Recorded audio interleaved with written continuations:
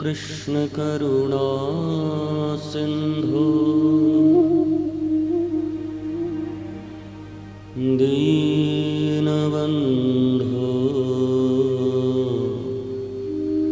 जगत्पते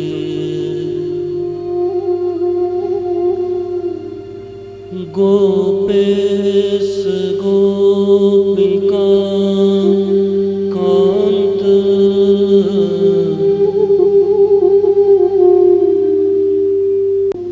राधा कांत नमोस्तुते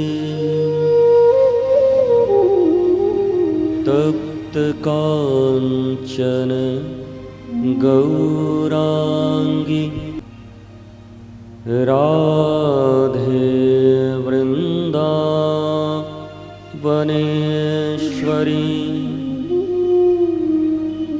वृषभानुसुते देवी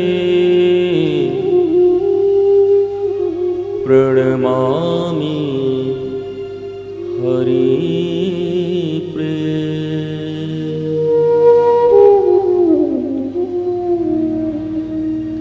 बर्हापीडं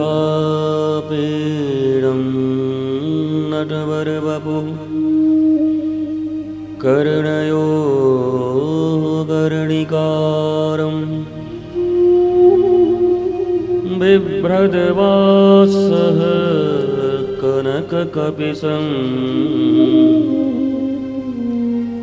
वैजयन्तीं च मालाम्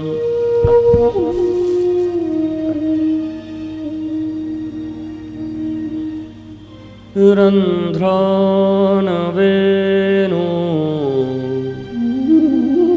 रधरसुधया पूरयन् गोपवृन्दै वृन्दारण्यं स्वपदरमणम् प्राविशद गीतकीर्ति।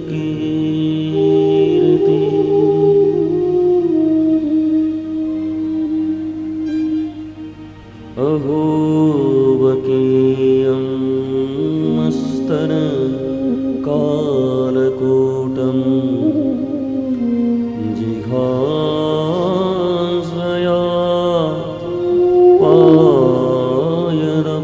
साध्वी लेभे गतिं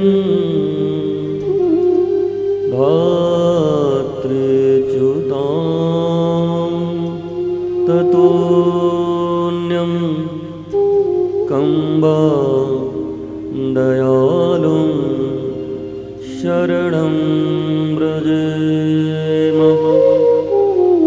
कम्बा दयालुं शरणं व्रजेम। कम्बा दयालुं शरणं व्रजेम।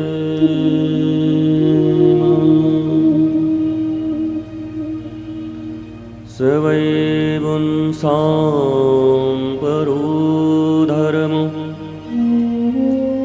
यतो भक्तिरधोक्षजे अहेतुक्याया प्रतिहता ययात्मा संप्रसीदति।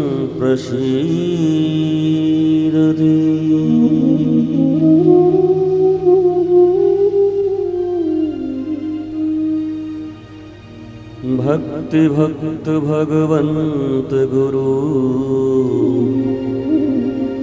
चतुर्नाम बपुएक इनके पद वंदन किए नासहि विघ्नयनेक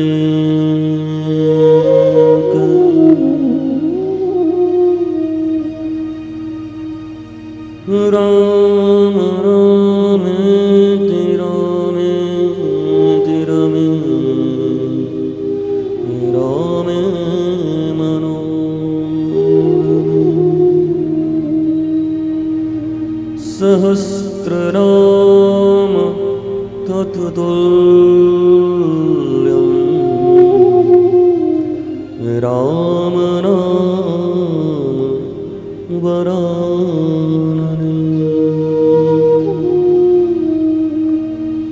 कूजन्तं राम रामेति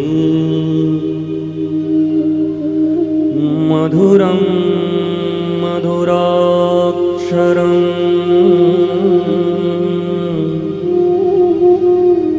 आरुह्य कविता शाखा वन्दे वाल्मीकि कोकिलम्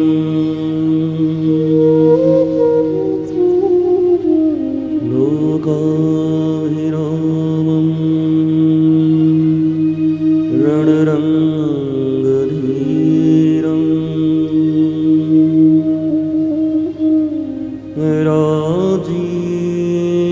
राजीवनेत्रं रघुवंशनाथं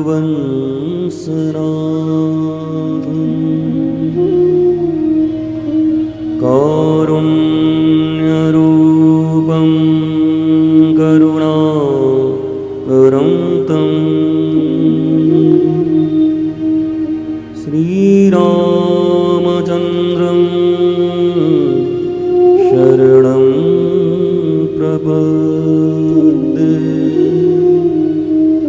श्रीरामचन्द्रं शरणं प्रपद्ये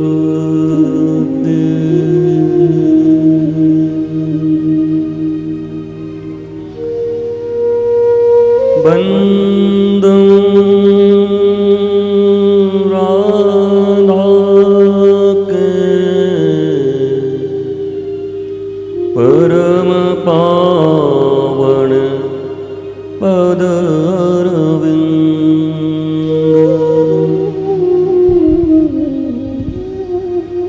जिनको मृदु मकरंद को नित चाहत श्यामा मिलिंद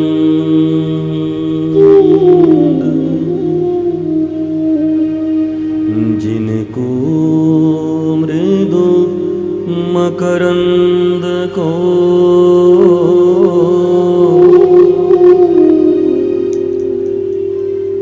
नित चाहत श्यामा मिलिंद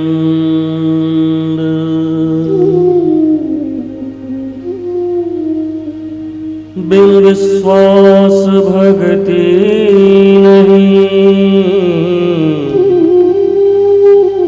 तेहि बिन द्रवहीन राम राम कृपा बिनु सपने हो जीवन लह विश्राम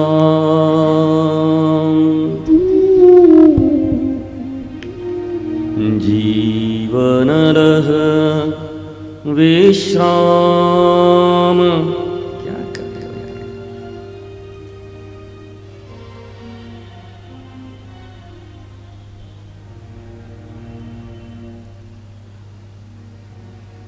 हरे कृष्णा कृष्णा कृष्णा हरे हरे हरे राम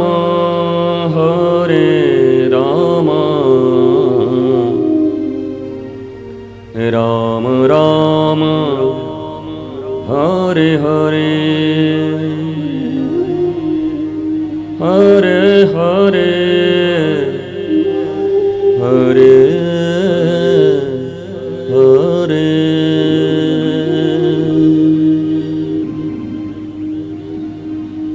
बिनु सतसंग विवेक न होई, राम कृपा बिनु सुलभ न सोई।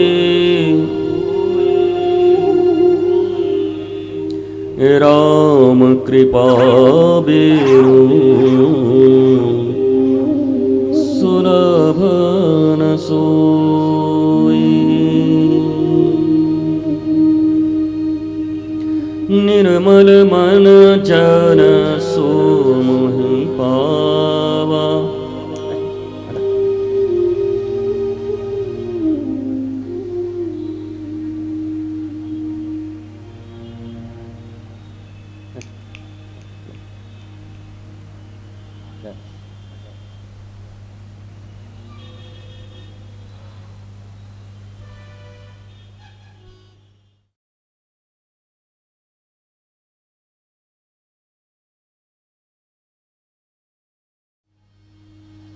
क्या हो रहा है?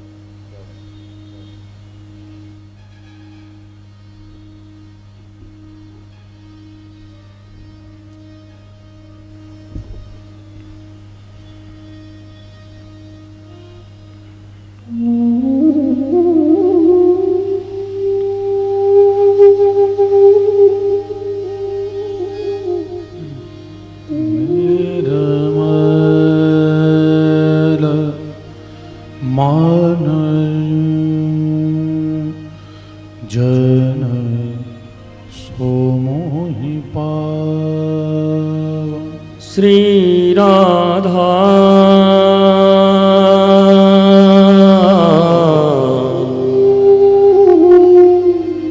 श्री राधा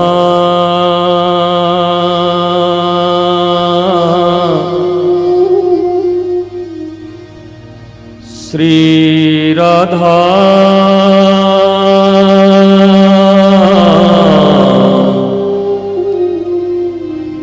श्री राधा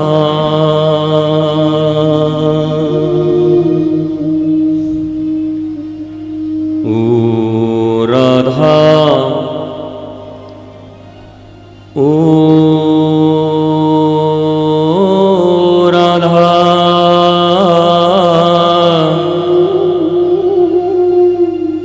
मोरी राधा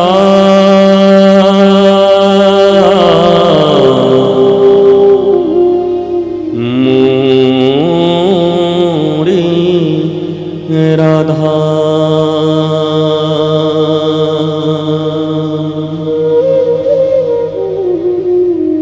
ओ किशोरी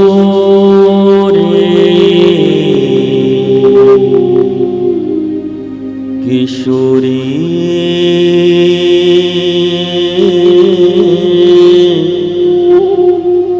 मोरी प्यारी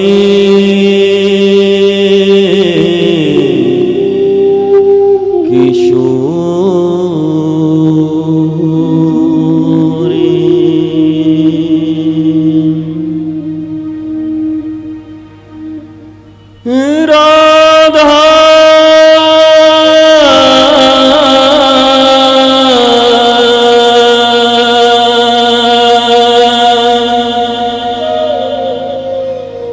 मोरी राधा ओ श्री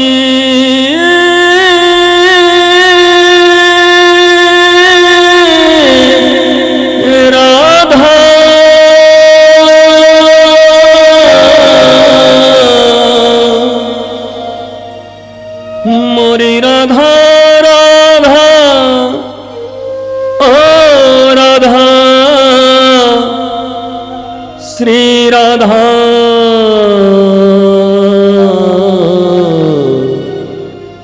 श्री राधा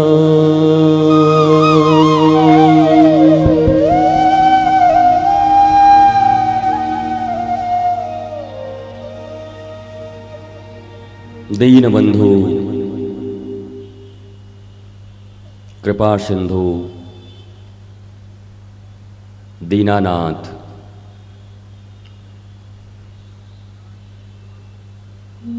पतित पावन परमेश्वर भक्तवत्सल भक्तवांछा कल्पतरु परात्पर परब्रह्म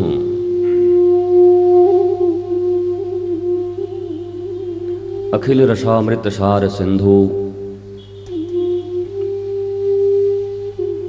नंदनंदन यशोदानंदन देवकी नंदन वसुदेव सुत वासुदेव भगवान श्री कृष्ण के चरणों में कोटि कोटि प्रणाम अर्पित करते हैं। रस रासेश्वरी सर्वेश्वरी मातेश्वरी पूर्णेश्वरी कृष्ण आराधिका कृष्ण प्राणात्मिका कृष्ण प्रिया वृषभानुजा कीर्ति कुमारी वनेश्वरी श्री राधा के चरणों में कोटि कोटि प्रणाम अर्पित करते हैं। दशरथ नंदन कौशल्यानंदन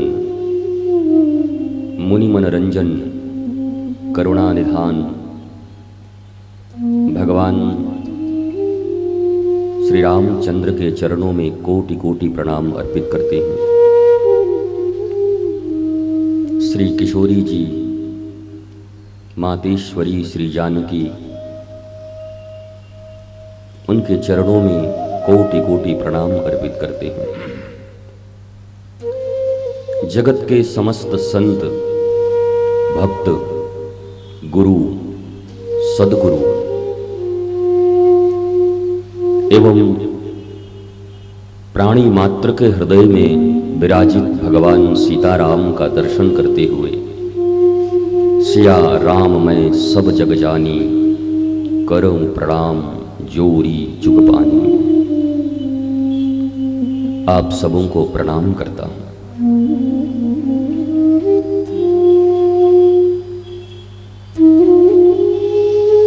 भगवान श्री रघुनाथ की असीम कृपा से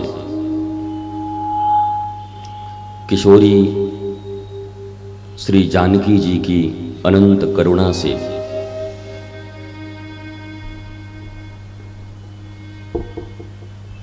आनंदम धाम जागरण मंच आध्यात्मिक जागरण मंच छत्तीसगढ़ के तत्वावधान में आयोजित यह श्री राम कथा जो विगत 2 दिनों से हमारे बीच प्रवाहित हो रही है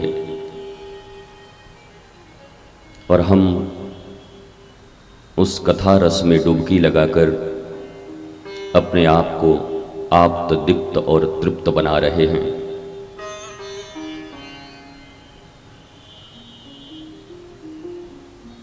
भगवान की कथा जीव मात्र के ऊपर सर्वश्रेष्ठ कृपा है। जब किशोरी जी किसी के ऊपर प्रसन्न होती हैं, अति प्रसन्न होती हैं, तो उसे धन वैभव राज्य साम्राज्य ये सब प्रदान नहीं करती, बल्कि उस जीव को श्री रघुनाथ की कथा प्रदान कर देती है। प्रियतम की कथा सुनने की अयोग्यता अपात्रता होने के बाद भी एकमात्र किशोरी जी की कृपा से ही हम अयोग्य और अपात्र लोग इस दिव्य कथा के श्रवण के अधिकारी बन सके हैं।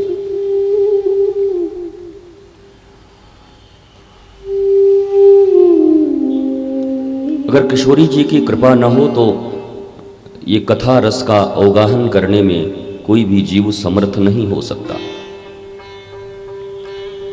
इसलिए यहां आकर बैठ जाना मात्र ही इस बात का प्रमाण है कि हमारे तुम्हारे ऊपर श्री किशोरी जी की अनंत कृपा हो चुकी है।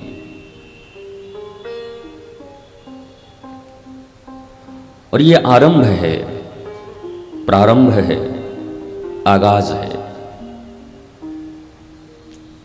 किशोरी की कृपा ने प्रारंभ तो कर दिया, अब पूर्णाहुति तुम्हें करनी है। चाहो तो इस कथा में बैठकर समय समय पर तालियां बजाकर वापस घर जाकर 9 दिनों के बाद अपने उसी जीवन में जी सकते हो, और चाहो तो ताली से आरंभ करके आचरण तक की यात्रा कर सकते हो। यहां कोई भाषण नहीं हो रहा, यहां कोई स्पीच नहीं दिया जा रहा, यहां कोई जोश नहीं दिलाया जा रहा कि क्षण मात्र के लिए थोड़ी उत्साह आ गई, हमने तालियां बजा लिया, हमने थोड़ी नाच लिए, थोड़े जय जयकार कर लिए। ये प्रारंभ में अच्छा है, करना चाहिए, पर यहीं पर मत रुक जाना। ताली की अंतिम यात्रा आचरण तक जाती है, आचरण तक। अगर ये क्षण मात्र का उत्साह और उद्वेग रह गया तो ये राम कथा भी तुम्हारे जीवन में कोई परिवर्तन नहीं लाएगी। पर यही क्षण भर का उद्वेग अगर बीज की तरह तुम्हारे हृदय में प्रविष्ट हो गया और ये हृदय की भूमि उर्वरा बन गई, तो ये क्षण भर का उद्वेग ही तुम्हें ताली से आचरण की यात्रा करा सकती है। जरा मेरे शब्दों पर ध्यान देना, ताली से आचरण की यात्रा करनी है हमें। जब तुम्हें कोई चीज अच्छी लगती है तो तुम थोड़े उत्साहित हो जाते हो, खुश हो जाते हो, और उस उत्साह का परिणाम प्रकाशित करते हो तालियों के रूप में, जय जयकार के रूप में, उद्घोष के रूप में। लेकिन ये तभी सार्थक हो सकती है जब जिस बात को तुमने अच्छा समझा और तुम्हें आनंद प्रदान किया उस बात ने, वो तुम्हारे चरित्र और आचरण में आ जाए। नहीं तो इस राम कथा की कोई सार्थकता नहीं। ये तो 9 दिनों का मेला है, 9 दिन के बाद यहीं पर फिर वही सुअर, कुत्ते, गधे लौटते चलेंगे। भूल के भी इधर आने की चेष्टा नहीं करोगे। आज जिस स्थान का नाम अवध धाम दे रहे हो, कल यहां पर देखने भी नहीं आओगे क्या हो रहा है। न ये पांडाल नजर आएगी, न ये लोग नजर आएंगे, न ये सजावट नजर आएगी, और वीरान ये जैसा स्थान बनेगा वैसे ही वीरान तुम्हारे हृदय भी रह गए, तो इस 9 दिवसीय राम कथा का कोई प्रयोजन नहीं बनता।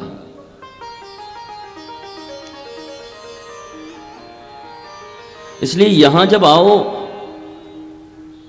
तो मन में श्रद्धा, विश्वास और संकल्प लेकर आओ कि ये 9 दिवसीय श्रीमद् रामायण कथा हमारे जीवन में अनंत परिवर्तन लाएगी, और हम जिस त्रिताप से जूझ रहे हैं उन त्रितापों का समन कर जीवन में आनंद को उपलब्ध हो जाएंगे। ये बस इतनी सी यात्रा है, आनंद की उपलब्धि होनी है। आज के पहले भी हजारों राम कथाएं हुई हैं, इसके बाद भी हजारों राम कथाएं होंगी, लाखों राम कथाएं होंगी। मुझसे बेहतर कहने वाले, तुमसे बेहतर सुनने वाले आते रहेंगे, और पहले भी आए थे, पर उनसे हमारा क्या। दुर्लभो मानुषो देही देहि नाम क्षण भंगुर, तत्रापि दुर्लभो मन्ये वैकुंठनाथस्य प्रिय दर्शनम। कल इस श्लोक पे मैंने थोड़ी चर्चा करी कि इस दुर्लभ मनुष्य शरीर को पाकर, लेकिन इसका दुर्भाग्य है कि है तो बड़ा दुर्लभ पर क्षणभंगुर है। पता ही नहीं अभी है, अगले पल हो न हो, सांप काट दे यहीं पर, बिच्छू मार दे डंक, बैठे बैठे वो गर्मी में हार्ट अटैक हो जाए, कुछ भी, सड़क क्रॉस करते समय कोई ट्रक ही कुचल जाए, कुछ भी। मौत को तो बहाना चाहिए।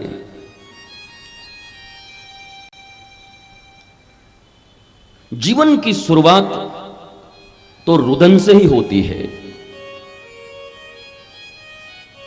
इस संसार में हम सब रोते हुए ही आते हैं। अगर कोई नहीं रोता तो उसको रुलाया जाता है। जन्म के समय हमारा रुदन होता है। यह जिंदगी रोने के साथ साथ हमको मिलती है। यह आरंभ है, पर यह समापन नहीं है, इसका विश्राम नहीं है, इसका यह गंतव्य नहीं है। रोते हुए आए और रोते हुए ही मर के चले गए तो तुम्हारे जीवन का अर्थ क्या है? किस बात के लिए आना? जीवन की सार्थकता तो तब है, ये रोते हुए तो हर जीव पैदा लेता है, हर मानव पैदा लेता है, लेकिन जाते समय अगर तुम्हारे होठों पर मुस्कुराहट हो, तुम्हारे होठों पर हंसी हो, तो जीवन सफल माना जाता है। जब आए तुम इस जगत में, जग हंसे तुम रोए, कुछ करनी ऐसी कर चलो, तुम हंसो जग रोए। और ये करनी एकमात्र ईश्वर प्राप्ति है, भगवत प्राप्ति है, भक्ति की प्राप्ति है, क्योंकि पूर्ण ईश्वर है। इस दुनिया में जितनी भी वस्तुएं हैं, इस दुनिया में जो भी तुम्हें चीजें दिखाई पड़ती हैं इन आंखों से, वो सब अपूर्ण है, कुछ भी पूर्ण नहीं है, और सब में सुख और दुख भरे हुए हैं, आनंद कहीं नहीं है। और मनुष्य की यात्रा सुख और दुख की यात्रा नहीं है, ये तो पशुओं की यात्रा है। सुख और दुख तो पशु भी पाते हैं। बैल को गाड़ी में हल में लगा दो तो दुख पाया, फिर बिठाकर भूसा खिलाओ तो सुख पाया। मनुष्य की यात्रा दुख और सुख के अधीन हो तो यह मनुष्यता का अपमान है, ये पतन है, अधोगमन है।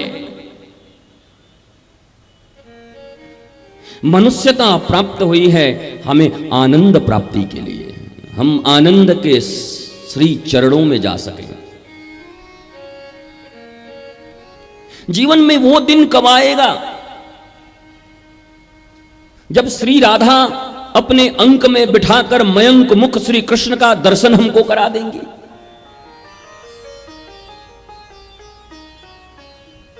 अर्थ धर्म काम मोक्ष, इन चारों तरफ से हम रंक हो चुके हैं। हम जैसे रंक को अपने अंक में बिठाकर मयंक मुख श्री कृष्ण का दर्शन कब कराएंगे श्री राधा? ये जीवन का एकमात्र उद्देश्य यही है। और अगर ये नहीं है तो हमारा जीना भी उन पशुओं की तरह है, कीड़े मकोड़ों की तरह है। कोई इतर नहीं उनसे, कोई अलग नहीं उनसे। ये कोई कपड़े पहन लेना, थोड़ी सजावट कर लेना, थोड़ी चापलूसी कर लेना, थोड़ी बातें करने आ जाना, इससे मानवता सिद्ध नहीं होती, मनुष्यता सिद्ध नहीं होती। यह बड़ा दुर्लभ शरीर है और इसकी सार्थकता उसी दिन होगी जब भगवान राम और कृष्ण के दर्शन तुम्हें हो जाए, वो तुम्हारे जीवन में आ जाएं, तुम्हारे हृदय के सिंहासन पर विराजित हो जाएं। तुम्हारे हृदय में जो काम क्रोध मद मोह लोभ मात्सर्य ये षड वृत्तियां आक्रमण करके और अतिक्रमण करके बैठी हुई हैं।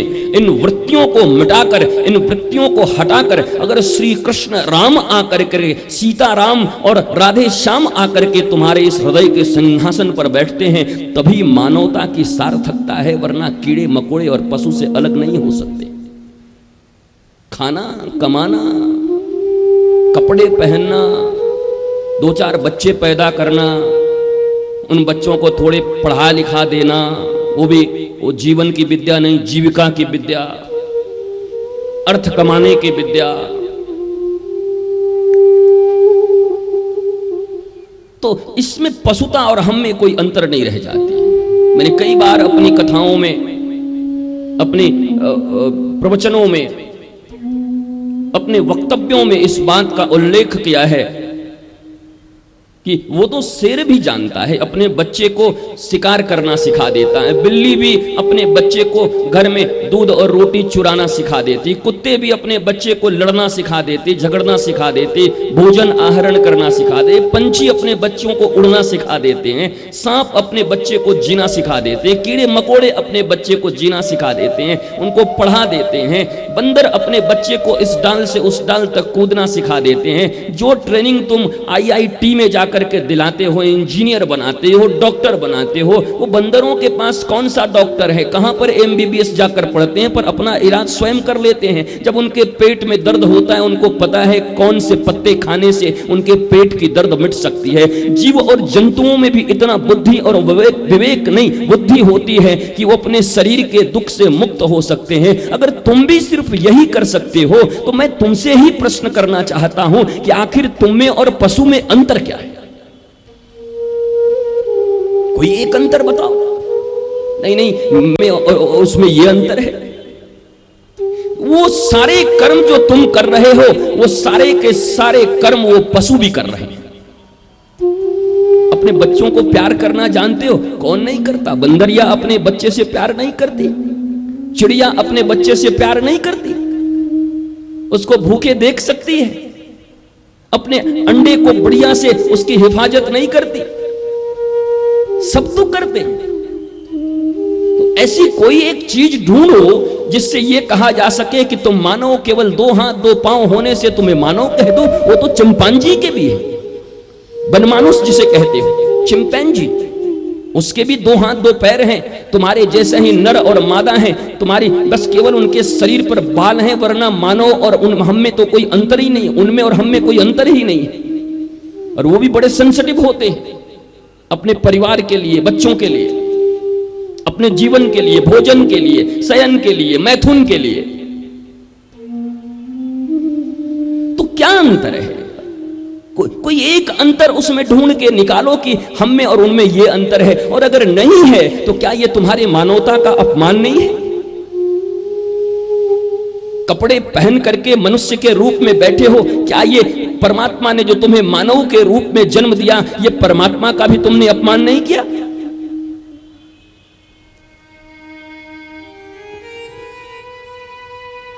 राम कथा जीवन में स्वतंत्र होना सिखाती है। हम बंधन में हैं, परतंत्र हैं, स्वतंत्रता देती है। लेकिन मजे की बात यह है कि केवल स्वतंत्रता नहीं देती, मर्यादा देती है। स्वतंत्र होना एक बात है और मर्यादित होना एक बात है।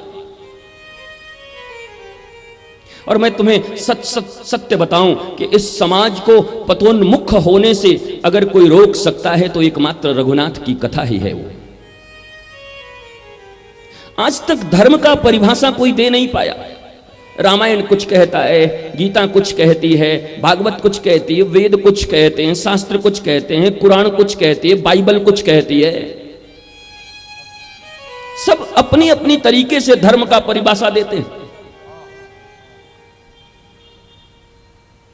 पर मुझसे अगर पूछो यारों कि धर्म की परिभाषा आप क्या जानते हो, तो मैं तुम्हें सीधा एक बात ही कहूंगा, धर्म माने राम। अगर जीते हुए धर्म को देखना चाहते हो तो जीवित राम को देख लो, चलते हुए धर्म को देखना चाहते हो तो चलते हुए राम को देख लो, मुस्कुराते हुए धर्म को देखना चाहते हो तो मुस्कुराते हुए राम को देख लो। राम विग्रहवान धर्म, धर्म की मूर्ति है, साक्षात मूर्ति श्री राम है। अगर तुमसे कोई धर्म की परिभाषा पूछे और तुम्हें पता ना हो, तो मैं तुमसे आज एक बात बड़े विश्वास से कहता हूं, गौरव से कहता हूं कि सीधा उसको बोल दो, राम ही धर्म है। राम धर्म है, राम का जीवन ही धर्म है। अगर तुम धर्म को जानना चाहते हो तो एक बार राम को जानो, राम को पढ़ो, राम को सुनो, राम को अनुभव करो, तो तुम धर्म को अनुभव कर पाओगे। ये रामायण, कल हमने चर्चा करी रामायण, हमारा हृदय रामायण माया से भरपूर हो गया है। राम माने श्री राम और रामा माने स्त्री माया। रामायण प्रॉब्लम भी है और रामायण सॉल्यूशन भी है। कल इस पर बड़ी विस्तृत चर्चा हो गई। जीवन में सिर्फ स्वतंत्र होना ही अच्छी बात नहीं है। गुलामी किसी को पसंद नहीं, चिड़िया को भी नहीं पसंद है, तुम्हें कैसे होगी। आज के 60 साल पहले भारत स्वतंत्र होने का युद्ध करता था, पर आज का भारत स्वच्छंद होने का युद्ध करता है। स्वतंत्रता उन्नति है और स्वच्छंदता अवनति है। स्वतंत्रता जय है और स्वच्छंदता पराजय है। बड़े दुख के साथ यह कहना पड़ता है कि आज की भारत की युवा पीढ़ी स्वतंत्रता नहीं, स्वच्छंदता खोज रही है। और यारों, अलर्ट कर रहा हूं तुमको, एक अलर्ट दे रहा हूं इस समाज को, सोसाइटी को। वो दिन दूर नहीं जब तुम्हारे इसी देश से रामचरितमानस, वाल्मीकि रामायण, भगवत गीता, भागवत, शास्त्र, ये सब गायब हो जाएंगे। तुम्हारी पीढ़ी न आज राम राम कहना जानती है, न राधे राधे कहना जानती है। हाय और बाय से, गुड मॉर्निंग से और इवनिंग से जिनकी दिन और रात शुरू होती है, क्या वो रामायण की हिफाजत कर पाएंगे? क्या भागवत के भीतर उनका कभी प्रवेश हो सकता है? मैं एक भूमिका तैयार कर रहा हूं। राम कथा का यह मतलब नहीं कि आए और तोते की तरह सरसर सरसर सरसर सरसर सरसर सरसर करते हुए वहां पर आए, उसके बाद ये हुआ, गुरु वंदना हो गई, 7 वहां पर हो गए, वर्णानाम अर्थ संघानाम रसानाम छंदसामपि मंगलानाम च करतारो वंदे वाणी विनायको। बस शुरू। 7 दोहे हैं, 7 कांड हैं, 4 घाट पे कथा हो रही है। भगवान शंकर पार्वती को कह रहे हैं, याज्ञवल्क भरद्वाज को कह रहे हैं, काकभुसुंडी कह रहे हैं गरुड़ को, और तुलसीदास अपने मन को सुना रहे हैं। ये 4 घाट हो गए, मानसरोवर हो गया, उसके बाद गुरु वंदना हो गई, संत की वंदना हो गई, असंतों की वंदना हो गई, दुष्टों की वंदना हो गई, राम नाम की वंदना हो गई, नाम महाराज की वंदना हो गई, गुरु महिमा बन गई। उसके बाद रामायण, भैया रामायण आया क्यों, थोड़ी उसकी चर्चा हो गई, रामचरितमानस आया क्यों, थोड़ी उसकी चर्चा हो गई, महिमा की चर्चा हो गई, महात्मा की चर्चा हो गई, शिव की और सती की चर्चा हो गई, शिव पार्वती की चर्चा हो गई, और उसके बाद राम जन्म हो गया। और जन्म होने के बाद विश्वामित्र ले आए, और विश्वामित्र के ले आने के बाद वो ताड़का सुबाहु इत्यादि का वध किया, जनकपुर पहुंच गए, सिया के साथ जाके धनुष भंग किया, सिया जी का वर्ण किया, वापस लेकर आए। कैकेयी की बुद्धि मंथरा ने बिगाड़ दी, और तत्पश्चात आकर के दशरथ के वचन का निर्वाह करने के लिए, माता कैकेयी के वचन का निर्वाह करने के लिए राम, लक्ष्मण और जानकी चले गए वन की ओर। वहां निषाद राज से मुलाकात हुई, केवट से मुलाकात हुई, और फिर पंचवटी में रहना, दंडकारण्य में रहना, चित्रकूट का भ्रमण करना, खरदूषण का वध हो जाना, शूर्पणखा बीच में आई, और गिद्धराज से मुलाकात हो गई, सबरी से मुलाकात हो गई, सीता की हरण हो गई, हनुमान जी चले गए पता करने के लिए, पता करके आ गए, भयंकर युद्ध हुआ, रावण मारा गया, वापस आकर के बैठ गए और उत्तरकांड में 2-4 और चौपाइयां बोल करके इति श्री रामायण कथा। यही है राम कथा। ये तो तुम जानते हो, तुम्हारे बच्चे जानते हैं। भला हो रामानंद सागर का और भला हो टीवी वालों का कि घर के बच्चे बच्चे कम से कम राम कथा जानने लगे, महाभारत की कथा जानने लगे। लेकिन ये तुम्हें प्रबोध न दे पाई। अगर ये प्रबोध दे देता तो आज इस समाज में, दिल्ली में रेप नहीं हो रहे होते, तुम्हारे घरों के आसपास में चोरियां और डकैतियां न हो रही होती, तुम्हारे ही आसपास में 10,000 और 20,000 रुपए के लिए मर्डर नहीं हो रहे होते, तुम्हारे आसपास में भाई मानवता इतनी शर्मसार न हुई होती, तुम्हारे अपने बच्चे तुम्हारी बात न सुन रहे होते, तुम्हारे पत्नियों से तुम्हारी बन न रही होती, तुम्हारे पड़ोसियों से तुम्हारी बन न रही होती। आखिर ये राम कथा तुम्हारे जीवन में क्या परिवर्तन लाई? कौन सा तीर मार लिया तुमने राम कथा को सुनकर?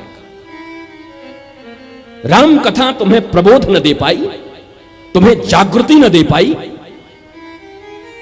तुम्हारे सामाजिक, राजनैतिक, आर्थिक, पारिवारिक जीवन में तुम्हें उन्नति न दे पाई, तुम्हारे चारित्रिक उत्थान को न कर पाई।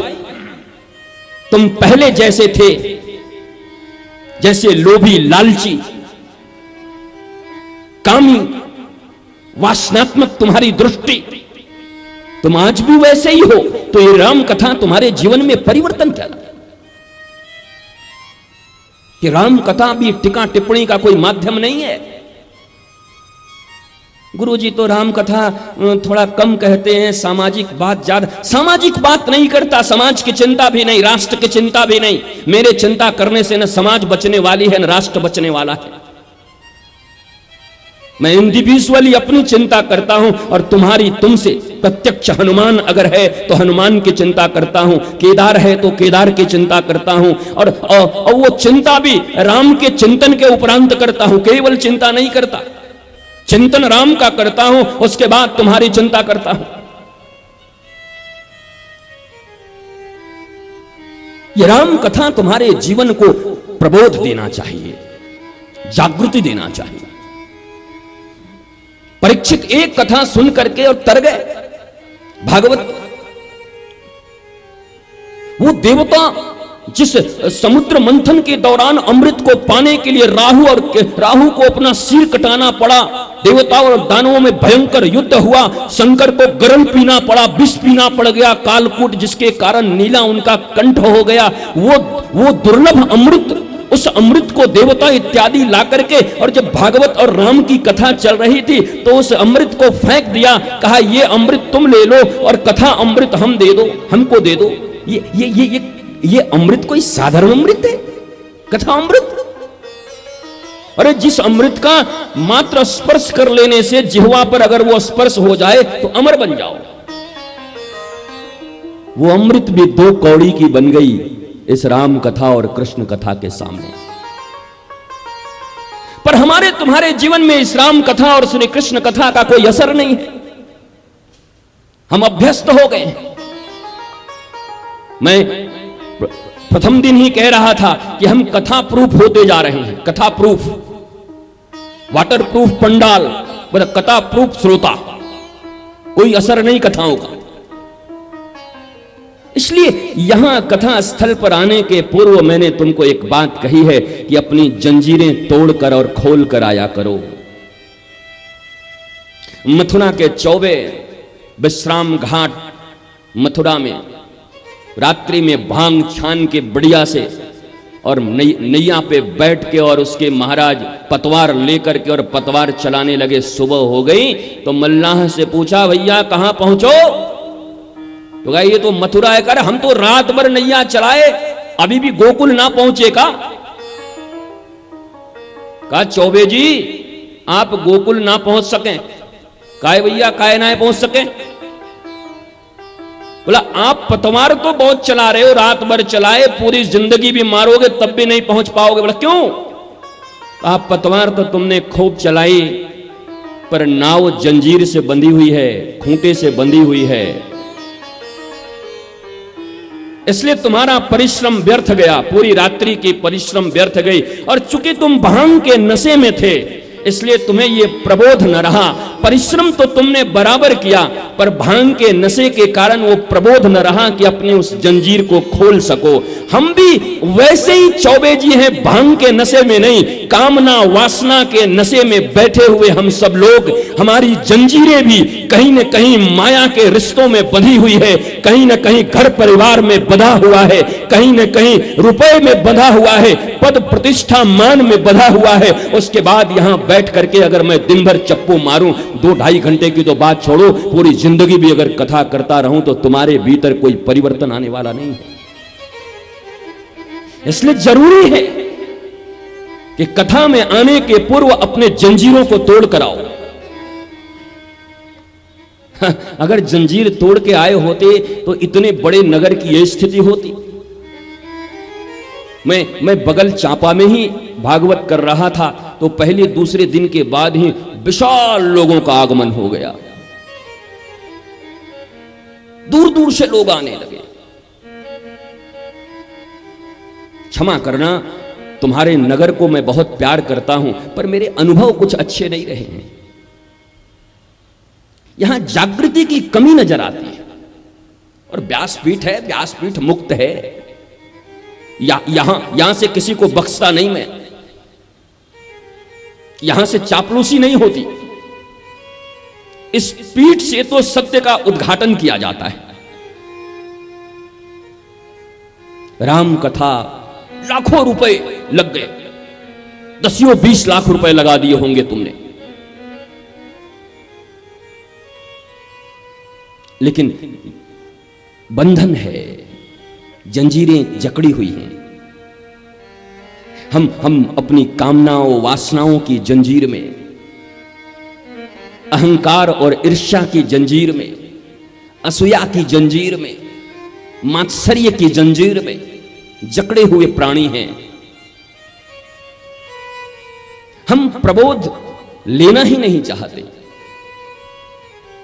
एक एडिक्टेड शराबी जैसे जानता है, क्या एक शराबी को पता नहीं कि यार शराब पीने से मेरे लीवर की और किडनी की हालत क्या होगी? क्या एक सिगरेट पीने वाले को यह पता नहीं कि बड़े बड़े अक्षरों में लिखा होता है tobacco is injurious to health?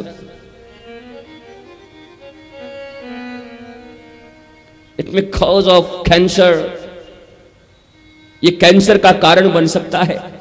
पर क्या उसके बाद भी लोग नहीं पीते सिगरेट? कहां प्रबोध है? कहां बुद्धि भी अगर कहते तो बुद्धि भी कहां है?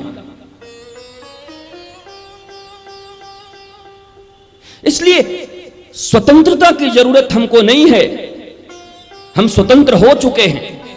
हमें अब जरूरत है मर्यादा की, और वो मर्यादा केवल राम कथा दे सकती है,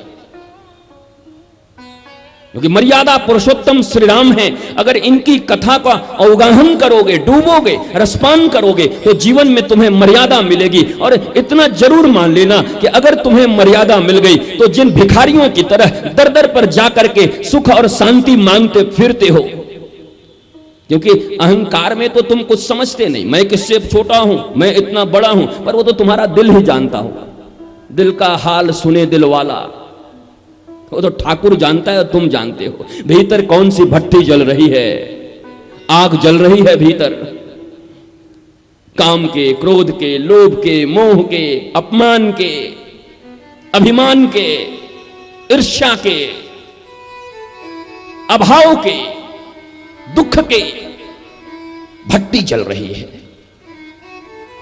तुम मुक्त होना चाहते हो, लेकिन कितनी कितनी बड़ी ये दुविधा की बात है कि मुक्त होना तो चाहते हो, पर मुक्ति जिस प्रकार से मिलेगी वो करना नहीं चाहते। हमें धन तो चाहिए, पर धन प्राप्त करने के लिए जो उपाय करने चाहिए वो हम करना नहीं चाहते। साधारण सी दुनिया में, जिंदगी में भी धन के लिए बिना प्रयत्न किए धन जैसे प्राप्त नहीं होता, वैसे ही जीवन की जिस शांति की खोज तुम कर रहे हो, जिस मस्ती की खोज तुम कर रहे हो, जिस आनंद की खोज तुम कर रहे हो, तुम्हारे बिना प्रयत्न के मिलने वाला नहीं है। ये कोई मुफ्त में लुटा देने की वस्तु नहीं है। और लुटा भी अगर दे तो तुम्हारी पात्रता नहीं, योग्यता नहीं कि तुम्हारे भीतर वो टिक सके। मैंने सुना है कि शेरनी का दूध लोहे के पात्र में नहीं, तांबे के पात्र में नहीं, या तो स्वर्णिम पात्र में टिकता है या अपने शावक के मुख में टिकता है, या तो उसका बच्चा ही पी सकता है या सोने के पात्र में, बाकी दूसरे पात्रों में वो छेद कर देती है। ये शांति भी वैसे ही है, ये भक्ति भी वैसे ही है, ये प्रेम भी वैसे ही है। लुटाया तो जा रहा है 9 दिनों में यहां से, राम कथा के माध्यम से, इस व्यास पीठ से तुम्हें वो सब चीजें दी जाएंगी, एक एक चीजें तुम्हें प्रदान की जाएंगी जिसके द्वारा तुम जीवन में अनंत शांति पा सकते हो। पर तुम्हारी पात्रता अगर न हुई तो ये दिया हुआ चीज भी बेकार हो जाएगा, तुम्हारे पात्र को छेद कर बाहर निकल जाएगा। इसलिए पात्रता प्रकट करो, योग्यता प्रकट करो। और ये कथा श्रवण, ये तो भगवान ने सबके लिए सुलभ बनाया है। बस इसकी पात्रता इतनी है कि बुद्धि को अपने घर में छोड़ के आना। ये बुद्धि देवी अगर यहां रहेंगी ना, तो ये राम कथा 9 दिन नहीं, 9 लाख वर्ष भी चलता रहे तो तुम्हारे भीतर कोई परिवर्तन। 9 लाख वर्ष तो हो गए ना राम कथा को, 9 लाख वर्ष हो गए, क्या हुआ? इसलिए कह रहा हूं ये 9 दिन नहीं, 9 लाख वर्ष भी हो गए तो तुम्हारे जीवन में कोई परिवर्तन नहीं आने वाला। और फिर 9 सेकंड भी काफी है, 9 क्षण भी काफी है। अगर सबरी की तरह जागृति आ गई, अगर रत्नावती की तरह जागृति आ गई, सखुबाई की तरह जागृति आ गई, कबीर, सूर, मीरा, तुलसी, एकनाथ, नामदेव, इन सबों की तरह अगर जागृति आ गई तो एक क्षण भी काफी है तुम्हारे जीवन को प्रबोध देने के लिए, तुम्हारे जीवन को मस्ती देने के लिए। ये राम कथा एक माध्यम है जिस माध्यम से तुम्हें विवेकानंद की वो बात, उत्तिष्ठत जागृत, ये वेद का वाक्य है, उपनिषद का वाक्य है। ये राम कथा भी एक माध्यम है जो तुम्हें ये कहता है उठो और जागो। क्या तुम सोए हुए हो?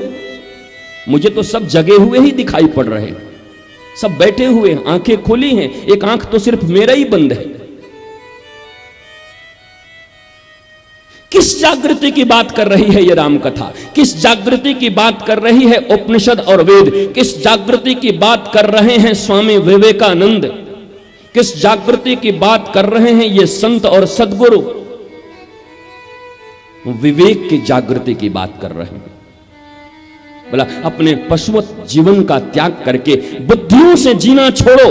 बुद्धि से जिसने भी आज तक जिया है वो जीवन में कभी भी अनंत शांति को उपलब्ध नहीं हुआ, पर जिसने विवेक से जीना प्रारंभ किया है उसके जीवन में राम और कृष्ण के कुसुम खिल गए हैं, फूल खिल गए हैं। अगर तुम चाहते हो कि तुम्हारे हृदय में भी राम और कृष्ण के कुसुम खिल जाएं, उसके सुगंध से तुम भी महकते रहो, तुम भी चहकते रहो, तो तुम इतना जरूर सुन लो कि अपनी बुद्धि को हटाओ और विवेक को जागृत करो। और यहां पर सिर्फ हृदय ही लेकर के आओगे तो तुम्हारा काम बन जाएगा। यहां कोई वैज्ञानिक बातें करने के लिए मैं नहीं आया हूं और ना ही वैज्ञानिक तौर पर किसी चीज को सिद्ध करने आया हूं। आजकल एक होड़ सी मची हुई है, हमारी कथा वैज्ञानिक है, राम जी का ये बात वैज्ञानिक है। अरे क्यों भैया इतने परेशान क्यों हो? वैज्ञानिक है कि नहीं है उसके लिए इतना क्यों परेशान हो? वैज्ञानिक होगी तब हम स्वीकार करेंगे। वैज्ञानिक तो अभी तक ढूंढ नहीं पाए इस बात को कि वो मीरा को कालकुट विष मिला था, वो पी गई फिर जिंदा कैसे रह गई। जिस जहर के स्पर्श मात्र से जिसने जहर दिया था, जिस वैद्य ने, वो मर गया और मीरा हलाहल जहर पी करके पग घुंघरू बांध मेरा नाची रहे हैं। प्रहलाद के वैज्ञानिक तथ्य का क्या करोगे जब हाथियों से कुचलवाया गया, उसके भी प्रहलाद मुस्कुराते हुए, जैसे फूल में एक खरोच भी नहीं आते, मुस्कुराते चहचहाते बाहर निकल आया। आग में जला दी गई, उसके बाद भी मुस्कुराते हुए बाहर आ गया। उसके भोजन पानी बंद कर दिए गए, उसके बाद भी मुस्कुराते हुए बाहर आ गया। तलवारों से काट दिए गए, उसके बाद भी बाहर आ गया मुस्कुराते हुए। ये वैज्ञानिक सिद्ध करने की हमें जरूरत क्यों पड़ गई? क्या जरूरत है? और मैं भागता नहीं हूं। वैज्ञानिकता के आधार पर भी अगर कुछ जानना चाहते हो तो उसके लिए एक अलग क्लास ही लगाना पड़ेगा। वो महाराज 8-9 दिन की फिर वो भी कथा चलेगी। कभी जीवन में मौका आए तो उस पर भी कथा करेंगे, लेकिन मुझे नहीं लगता कि जो भक्त हैं, जो प्रेमी हैं, उनको किसी वैज्ञानिक सिद्धांत की या वैज्ञानिक सिद्धि की जरूरत है। विज्ञान मानेगा तो हम भक्ति मानेंगे, ये नहीं होता। तर्कों से कभी भगवान को नहीं पाया गया। इस बात को समझ लेना और अच्छे से जान लेना। भैया, विज्ञान बुद्धि का विषय है और आध्यात्म दिल का विषय है। विज्ञान बुद्धि से समझी जा सकती है और आध्यात्म हृदय से समझा जा सकता है। ये दोनों के समझने के जो यंत्र हैं वो अलग अलग हैं। अगर आध्यात्म में बुद्धि लगाओगे तो कोरे रह जाओगे, और विज्ञान में वैज्ञानिक दिल लगाएंगे, दिल से समझना चाहेंगे तो वो कोरे रह जाएंगे, वहां बुद्धि लगानी पड़ेगी। इसलिए वैज्ञानिक प्रमाण की आवश्यकता नहीं। दुनिया में ऐसे बहुत सारे चीजें हैं जो बिना वैज्ञानिक प्रमाण के चल रहे हैं। मैं इसलिए कह रहा हूं कि ये जो हमारी सदी है और हमारे नौजवान हैं, हमारा जो यंगिस्तान है, यंग इंडिया है, वो बार बार हर चीज में पूछता है विज्ञान इसको मानता है। भाई, मैं विज्ञान के प्रति इतना दुराग्रही भी नहीं और आग्रही भी नहीं। जरूरत नहीं कि मैं सिद्ध करूं कि विज्ञान इसको मानता है कि नहीं मानता है। अरे, जो मस्ती और आनंद मैंने श्री राम और कृष्ण को पाकर के उपलब्ध किया है, उसका वैज्ञानिक सिद्धांत तुम क्या दे पाओगे? वैज्ञानिक इसको कैसे प्रूव कर पाएगा? विज्ञान इसको कैसे प्रूव करेगा? जो मस्ती मुझे मिली है, बड़े से बड़े दुखों में भी जो मुस्कुराने के हौसले हमें मिले हैं, विज्ञान इसको कैसे सिद्ध करेगा? इसलिए ये दुराग्रह छोड़ दो। जो यंगिस्तान है, यंग इंडिया है, तुमको भी कहता हूं, ये दुराग्रह छोड़ दो। हर चीज सिद्ध हो जाए, प्रमाणित हो जाए, तभी मानेंगे। विज्ञान भी ऐसा है, तो उसको भी सिद्ध करने के लिए बहुत सारे यंत्रों की जरूरत पड़ती है। हमें वो पानी दिखाई पड़ता है, वो कहता है ये तो इसमें तो हाइड्रोजन और ऑक्सीजन है, गैस है। बोला बुद्धि खराब हो गई? बोला हाँ है ना। अब यंत्र से वो उसको दिखा देता है। इस वायुमंडल में अभी हजारों लाखों चीजें उड़ रही हैं, हमें इन आंखों से दिखाई पड़ रहा है क्या? नहीं दिखाई पड़ रहा, पर माइक्रोस्कोप लगाओगे तो दिखाई पड़ जाएगा। दूर की वस्तु देखनी हो तो टेलीस्कोप लगाओ, नजदीक की वस्तु देखनी हो तो उसको माइक्रोस्कोप लगाओ। भैया, विज्ञान में जैसे टेलीस्कोप और माइक्रोस्कोप हैं, वैसे स्पिरिचुअलिज्म में भी, हमारे स्पिरिचुअलिज्म में भी ये रामायण भी स्कोप है, ये गीता भी स्कोप है, ये भागवत स्कोप है। बहुत सी चीजें जिनको तुम देख नहीं पाते इन आंखों से, तो विज्ञान अपने उन यंत्रों से तुमको दिखाता है। वैसे ही आध्यात्म के क्षेत्र में जिन परमात्मा का तुम दर्शन नहीं कर पाते हो, अगर वो स्कोप चाहिए तो रामायण में आओ, गीता में आओ, भागवत में आओ। ये बात अलग है कि विज्ञान के द्वारा जो आंखों से दिखाई जाती है वो बुद्धि का विषय है, और आध्यात्म के द्वारा, इन रामायण और गीता के द्वारा तुमको जो आंखों से दिखाया जाएगा वो दिल का विषय है, हृदय का विषय है। परमात्मा हृदय का विषय है। इसलिए ये दुराग्रह छोड़ दो। मैं देश विदेश घूमता रहता हूं, तो ये प्रश्न मेरे पास पत्रों के रूप में, टेलीफोन से, ईमेल से बहुत सारे आते रहते हैं। इसका क्या प्रमाण है, उसका क्या प्रमाण है, उसका क्या प्रमाण है। हद है गई भी। तो जिसको पापा पापा बोल रहा है, क्या प्रमाण है कि तेरा ही पापा है? क्या प्रमाण खोजते चल रहे हो? तुम्हारी मैया ने कह दिया बेटा ये तुम्हारे पिता हैं, बस तुम्हारा हृदय विश्वास कर लिया। मेरी मैया झूठ बोल ही नहीं सकती, मेरी मां है, जन्मदात्री है। तुम्हारी मां को किसने जन्म दिया? तुम्हारी माँ को किसने जन्म दिया, उनकी माँ को किसने जन्म दिया, उनकी माँ को किसने जन्म दिया, उसको भी तो कोई जन्म देने वाला है ना। सबको जन्म देने वाला परमात्मा है। श्री राधा हैं, जानकी हैं। जब अपनी मैया की बात सुन लेते हो तो श्री राधा और जानकी की बात सुनने में तुम्हें कौन सी परेशानी आ रही है, कहां प्रॉब्लम आ रहा है। इसलिए राम की कथा केवल रामायण के उन कुछ अध्यायों को और वो जो बनाए हुए हैं वो अनुक्रमणिका कि ये एक दिन में इतना, दूसरे दिन में इतना, तीसरे दिन में इतना, चौथे दिन में इतना, वो बहुत सुन चुके हो। और फिर सुन लेना, बुला लेना किसी को, या हमसे ही सुनना हो तो स्पेशली इसके लिए बुला लेना कि गुरुजी हमको 9 दिन में बिल्कुल अनुक्रमणिका के अनुसार आपको कथा सुनानी है। पहले दिन इतना सर्ग, दूसरे दिन इतना सर्ग, तीसरे दिन इतना सर्ग। वाल्मीकि में 20-20 सर्ग प्रतिदिन करने पड़ते हैं। मैं कोई सर्ग पढ़ने नहीं आया, विसर्ग देने नहीं आया, न यहाँ कोई चौपाई पढ़ने आया। वो भली भांति आप जानते हो। हाँ, इन 9 दिनों में मस्ती आएगी तो वाल्मीकि रामायण के वो कुछ जो अनछुए पहलू हैं वो जरूर तुमको बीच बीच में उसका दर्शन कराता रहूंगा, जो अत्यंत इंपॉर्टेंट है तुम्हारे लाइफ के लिए, तुम्हारे जीवन के लिए, तुम्हारे जीवन में शांति लाने के लिए, उनको जरूर छुआ जाएगा। लेकिन उससे भी ज्यादा जरूरी है तुम्हें प्रबोध देना, तुम्हें जगाना, तुम्हें मूर्छा देने के लिए कथा नहीं हो रही है। घंटे 2 घंटे के लिए नचाने के लिए कथा नहीं हो रही है। घंटे 2 घंटे तक तुम सुसुप्ति अवस्था में आकर के दुनिया से कट करके कथा सुन के और फिर उसी नाली में जाकर के उतर जाओगे, इसके लिए राम कथा नहीं हो रही है। बल्कि ये तुमको ऐसी प्रबोध प्रदान करने के लिए हो रही है कि यहां भी रहो तो उसी भाव में रहो, और जब यहां से निकलो तो अपने हृदय में वही भाव लेकर के निकलो। और नहीं 9 दिनों के बाद पुनः अपने उसी जीवन में लौट आए, लौट के बुद्धू घर को आए, तो ये राम कथा की जरूरत क्या, 20-25 लाख रुपए खर्च करने की जरूरत क्या पा गए, क्या मिल गया। और इसी के कारण तो शायद वो जो बहुत सारे लोग हैं कहते हैं इन कथाओं से क्या होना है, इससे तो बढ़िया गरीबों को खिला दिया जाता, गरीबों में अन्न बांट दिया जाता। इसलिए तो उनको कहने का मौका मिलता है क्योंकि हमारे जीवन के भीतर कोई परिवर्तन ही नहीं आता। अरे हजारों की संख्या में 2, 4, 10 लोग तो ऐसे निकले। कोई ये कथा कोई हजारों लोगों के लिए थोड़ा ही हो रही है, ये बैठे हुए सब लोगों के लिए कथा थोड़ी कही जा रही है।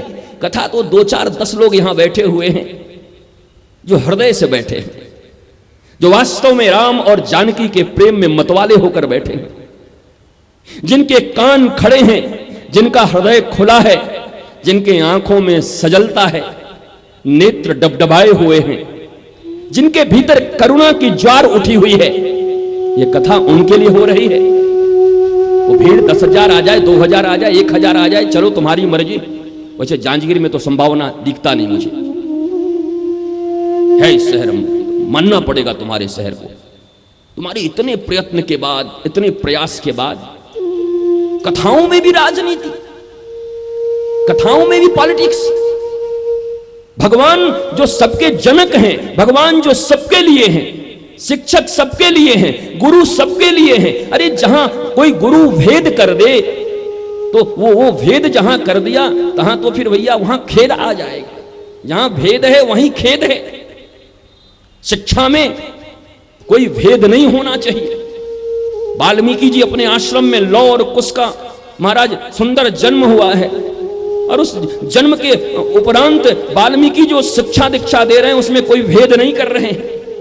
लौ और कुश को दोनों समान रूप से दीक्षा दे, शिक्षा भेद नहीं देता, गुरु कभी भेद नहीं करता। तुम्हारी योग्यता और तुम्हारी पात्रता है कि तुम कितना ग्रहण करते हो। वही द्रोणाचार्य पढ़ा रहे हैं दुर्योधन को भी, वही द्रोणाचार्य पढ़ा रहे हैं अर्जुन को भी। अर्जुन इतना बड़ा शस्त्र चलाने वाला बन गया, गांडीवधारी बन गया, पर दुर्योधन मारा गया। वही युधिष्ठिर इतने सत्यवादी बन गए और बाकी सब झूठे बन गए। दुशासन साड़ियां खींचने वाला बन गया, एक अबला महिला का, बड़ी सभा में अपने ही बाप चाचाओं के बीच में। कहां बुद्धि, बुद्धि बुद्धि होता तो कोई ऐसा करता। हाँ, बुद्धि से ऐसा किया जा सकता, विवेक होता तो नहीं करता, विवेकहीन है। इसलिए यहां तुम्हारी योग्यता ही प्रमुख है। रामकृष्ण परमहंस ने किसी को विद्या देने में कमी नहीं की थी, पर स्वामी विवेकानंद एक ही बन पाए। समर्थ श्री रामदास जी ने विद्या देने में कमी नहीं की थी अपने स्टूडेंट्स को, अपने शिष्यों को, पर शिवाजी एक ही बन पाए। इसलिए गुरु कितना महान है यह बात बहुत ज्यादा महत्वपूर्ण नहीं, तुम्हारी योग्यता और पात्रता कितनी है ये ज्यादा महत्वपूर्ण है। तुम अपनी योग्यता देखते नहीं, अपनी पात्रता देखते नहीं और महान गुरुओं को खोजते चलते हो। अरे महान गुरु रामकृष्ण परमहंस थे तो हैं तो क्यों नहीं 20 विवेकानंद पैदा कर दिए? कर देना था ना, अगर उन्हीं के हाथ में सब कुछ था तो ना। ये तुम्हारे ही हाथ में। तुम्हें तैयार होना होगा, तुम्हें पात्र बनना होगा। तुम्हारी पात्रता एकदम उज्जवल धवल निर्मल निर्मल मन जन सो मोहि पावा, मोहि कपट चल छिद्र न भावा। निर्मल मन जल की तरह, जल ही जीवन है। क्यों? क्योंकि जल सरल है और शीतल है, इसलिए अग्नि जीवन है नहीं कहा गया, आग जीवन है नहीं कहा गया। जल जीवन है, तरल है, सरल है, शीतल है, निर्मल है, इसलिए जल ही जीवन है। तो उस जल की तरह जब तक तुम्हारे भीतर तरलता ना हो, कठोर पत्थर की तरह बैठे हुए हो, चट्टान बने बैठे हैं, अहंकार का चट्टान लेकर के चोटी लेकर बैठे हैं, हम नहीं झुकने वाले, मत झुको। तरलता नहीं होगी, सरलता नहीं होगी, सजलता नहीं होगी, निर्मलता नहीं होगी, शीतलता नहीं होगी, तो निश्चित समझ लो तुम्हारे जीवन में न तो स्वयं ही ठंडे रह पाओगे, शीतल रह पाओगे, और न कभी कभी किसी दूसरे को शीतलता प्रदान कर पाओगे। न स्वयं शीतल रहोगे, न किसी को शीतलता प्रदान कर पाओगे।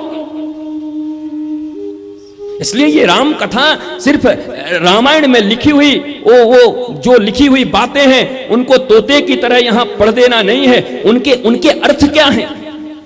आज के वर्तमान परिप्रेक्ष्य में, वर्तमान समाज में वो कहां घटित होते हैं? हमारे जीवन में राम कथा कहां आवश्यक है? हमारे जीवन से वो राम कथा की कोई एक सीढ़ी, एक कोई सोपान कहां जुड़ती है? हमारे कथा में मंथरा का क्या स्थान है? हमारे कथा में कैकेयी कहां है? हमारे कथा में राम कहां है? हमारे कथा में दशरथ कहां है? हमारे कथा में हनुमान कहां है? हमारे कथा में भैया रावण कहां है? कुंभकर्ण कहां है? विभीषण कहां है? शूर्पणखा कहां है? खरदूषण कहां है? क्योंकि ये सब हमारे भीतर ही जीवित हैं। राम भी है, विभीषण भी है, रावण भी हमारे भीतर। लोग कहते हैं राम थे, वो युग था। राम थे, पास्ट है। रावण था, कोई कह सकता है? मैं तुम्हें लाखों रावण दिखा दूं अभी, हर घर में रावण दिखा दूं तुमको, दुर्योधन दिखा दूं तुमको, शूर्पणखा दिखा दूं तुमको। थे, अभी है।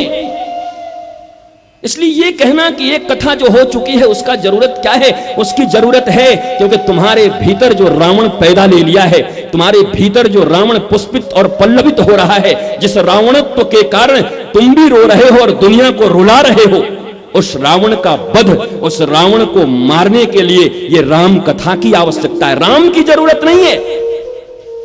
वो रावण था, राम आए मार डाला। लेकिन आज जो हमारे तुम्हारे भीतर रावणत्व है उसको मार डालने के लिए केवल और केवल राम कथा की ही आवश्यकता है। एक संत गंगा जी में जा रहे थे और महाराज जिस नैया पर बैठे थे उस नैया पर केवल दुर्जन लोग बैठे हुए थे, केवल दुर्जन।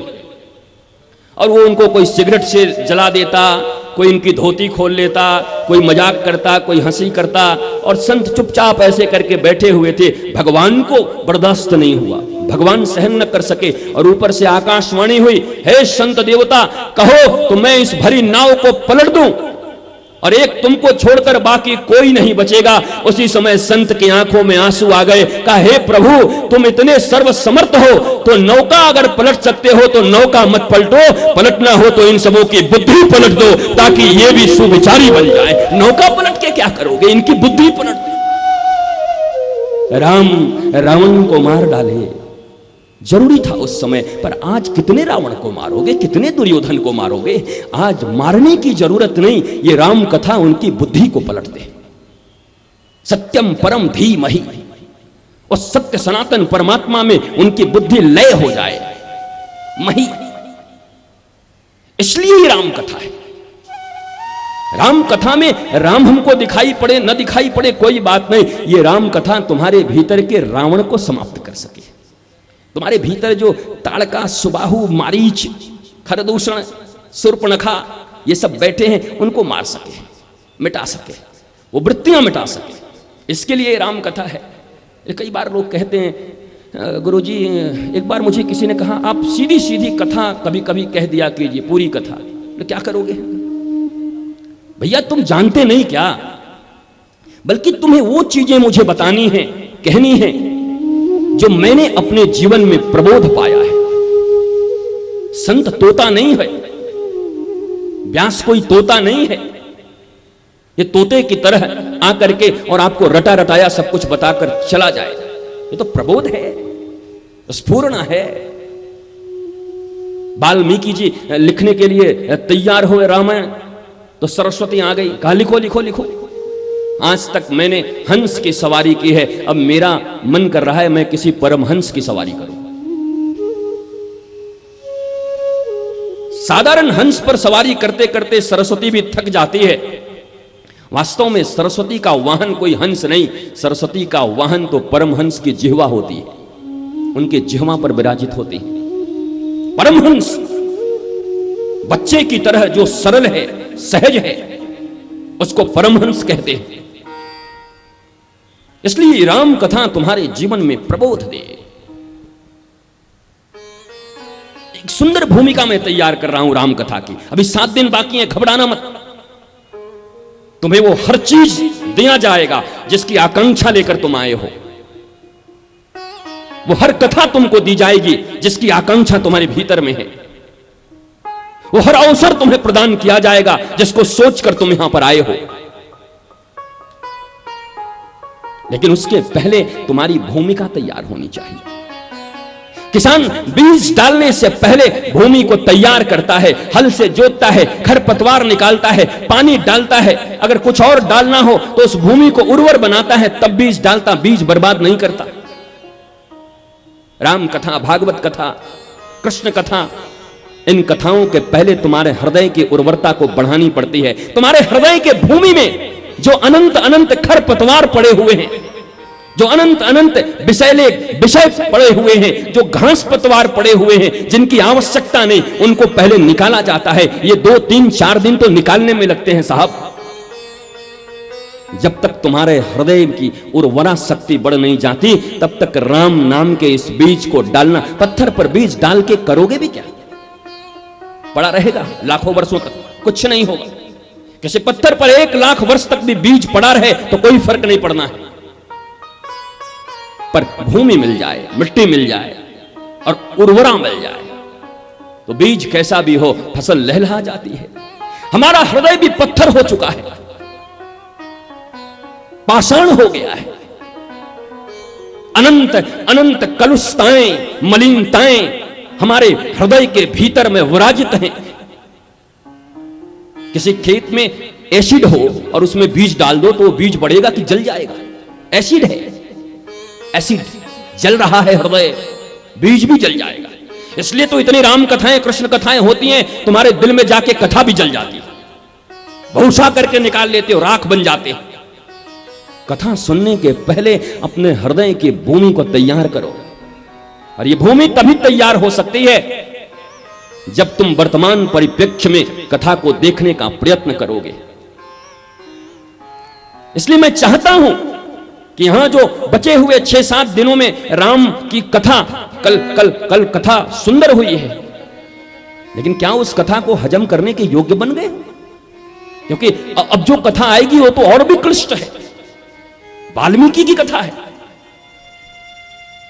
भगवान की कथा सुंदर है, रमणीय है, मनोहर है, मृदु है, मधुरम है, अधरम मधुरम बदनम मधुरम, सब मधुर है।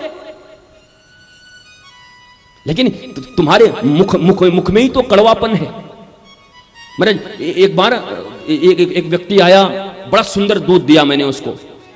तब मैं देवघर में रहा करता था, जहां भोलेनाथ की नगरी है। सुंदर दूध, गैया का दूध पिलाया उसको।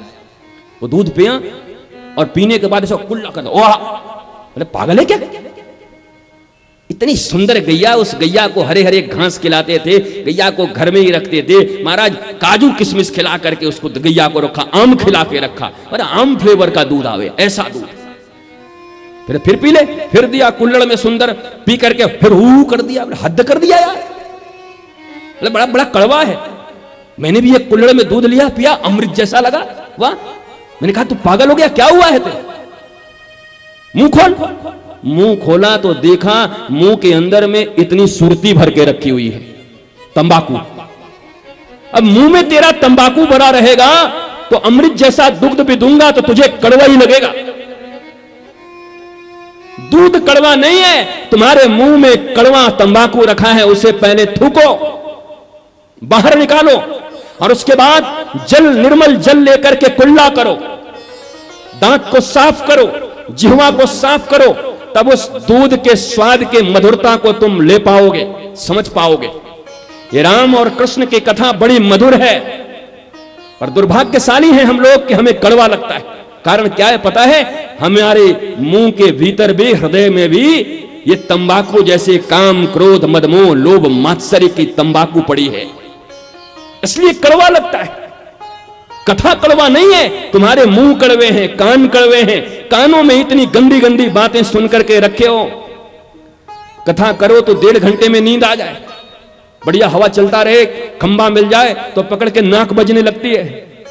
पर किसी की बहन बेटी की अगर बुराई चल रही हो मोहल्ले में तो रात के 12 बजे तक अगर व्यक्ति सोने लगे तो चाय पिलाते हैं। अरे चाय पी, क्या बोला था, क्या बोला? अरे मैं तो शुरू से कहा था उसके घर में ऐसा ही होगा, चाय पियो, बताओ और क्या हुआ? और रबड़ी रसगुल्ला उतना प्यारा नहीं लगता जितने दूसरे की निंदा प्यारी लगती है तुम्हें।